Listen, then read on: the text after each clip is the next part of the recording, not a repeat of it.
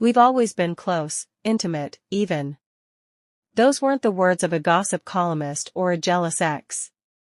They came straight from Marcus Anderson himself, the man once called Meghan Markle's other half.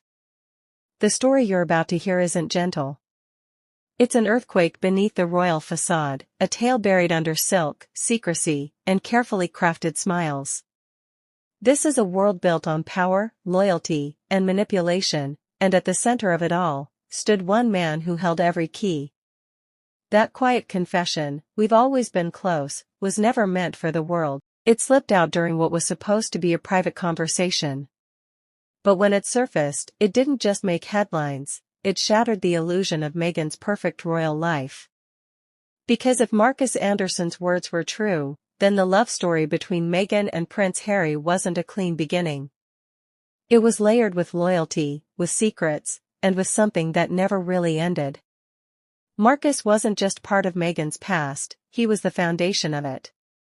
Before the tiaras, before the palace gates, before Harry, there was Marcus. Not a background figure, but the architect of her rise, her reflection, her confidant, and, as some insiders whispered, the only man who truly knew how to pull her strings.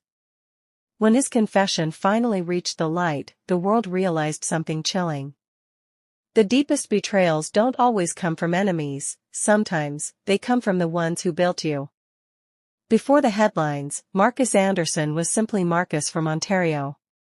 A sharp-minded, charming man who could read people like open books. He wasn't born into wealth, he earned his place in elite circles through charisma, subtlety, and the rare ability to make powerful people feel seen. His real breakthrough came with Soho House, the members-only haven of power, privacy, and whispered secrets. Marcus wasn't just an employee there, he became its gatekeeper, deciding who entered, who stayed, and who mattered. And that's where he met Meghan Markle, not yet a duchess, just a determined actress filming Suits in Toronto. Their connection was instant, not romantic at first, but electric. Meghan was ambitious. Marcus was connected. Together, they became unstoppable. He opened doors she couldn't.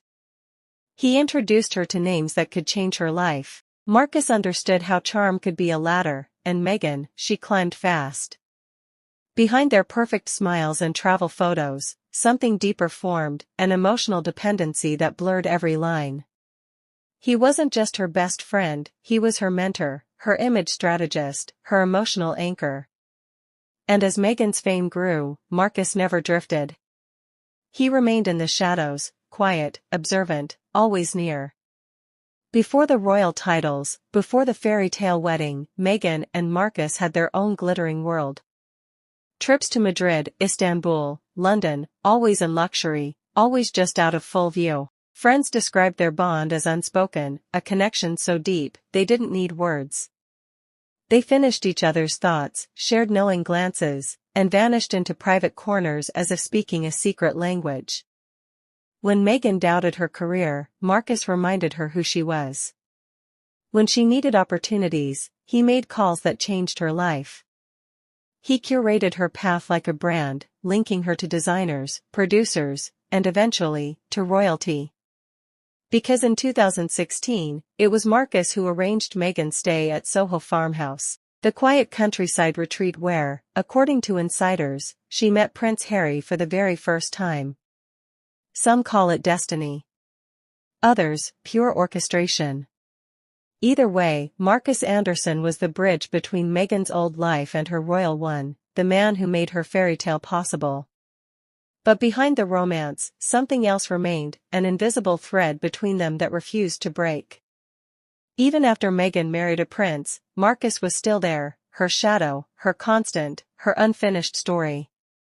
So, when his confession came years later, "We've always been close, even after Harry," it didn't sound like arrogance. It sounded like truth finally slipping free. By then, Meghan's world was already carefully constructed, and Marcus was right at its center. Many believe that when Harry entered the picture, it wasn't coincidence, it was Marcus's quiet orchestration once again.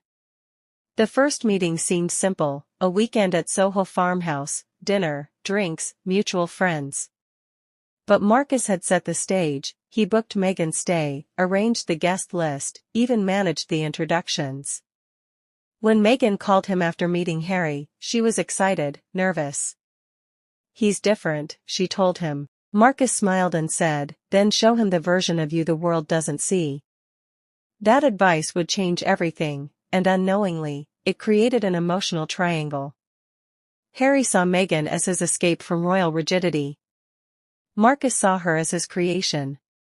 And from that moment, their worlds began to dangerously overlap. At first, Harry liked Marcus.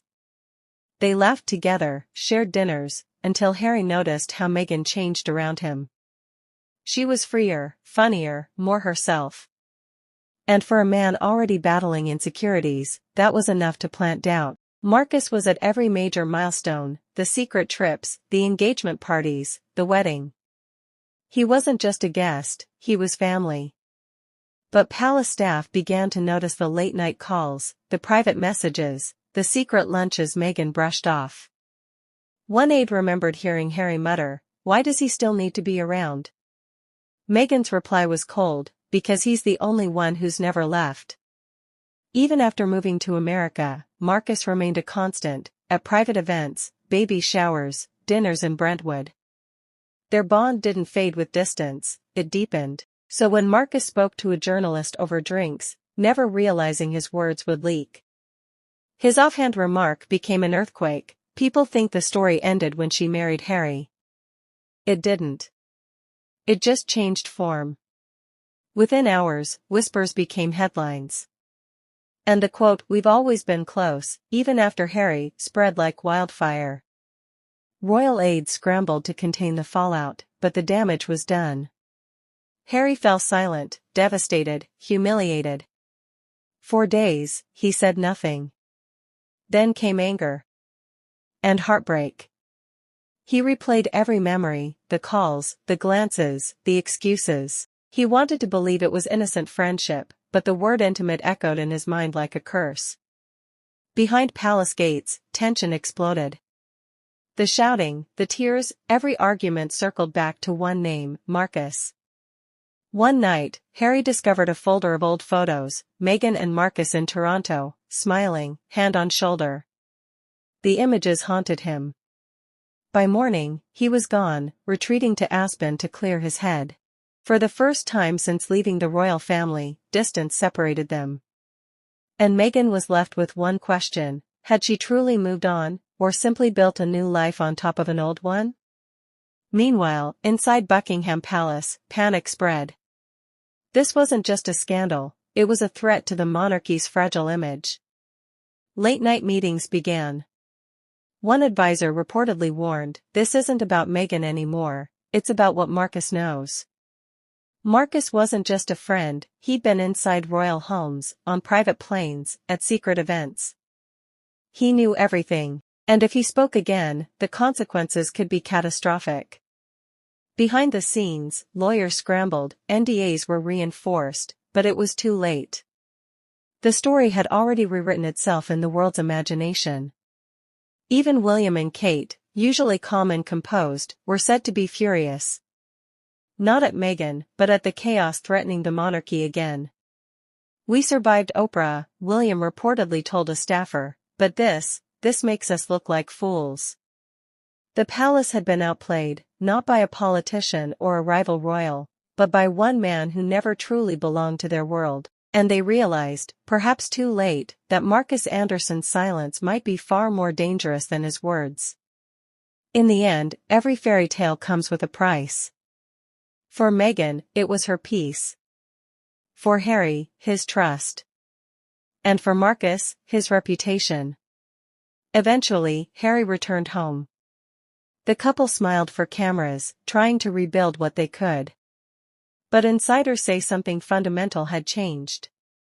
An invisible line now existed, one neither dared to cross again.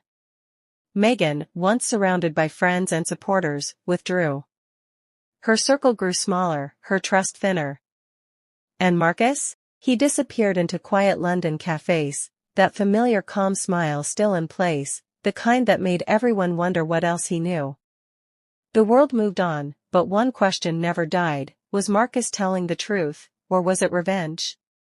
Was he protecting Meghan, or freeing himself from her shadow? In the end, maybe it doesn't matter. Because what his confession revealed was bigger than scandal. It showed the human truth behind every royal story, that beneath the crowns and designer gowns, behind every perfect smile, are fragile people holding secrets they can no longer bear. And sometimes, it takes just one sentence to bring the entire illusion crashing down.